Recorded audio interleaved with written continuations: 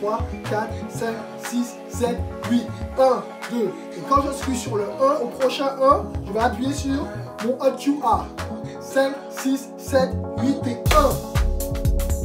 Ok, cette étape est faite. Là maintenant, il me faut ajuster mon calage. Ça veut dire faire en sorte que vraiment les deux kicks, boum, boum, les booms des deux morceaux soient bien synchronisés.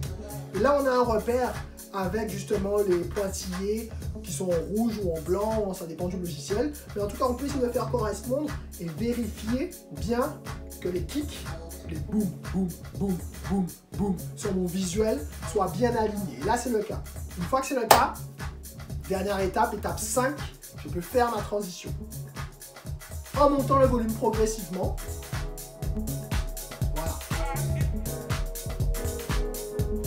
Et une fois que je sens que le deuxième son commence à prendre le lead, je commence à baisser l'autre.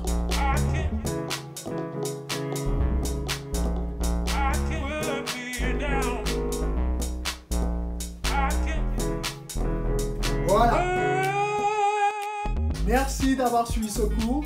N'hésitez pas à revoir la vidéo, à réessayer. Et pour ceux qui veulent plus d'apprentissage, plus de techniques, qui veulent avancer, qui veulent plus de support et de soutien, je donne des cours à Paris et aussi en ligne.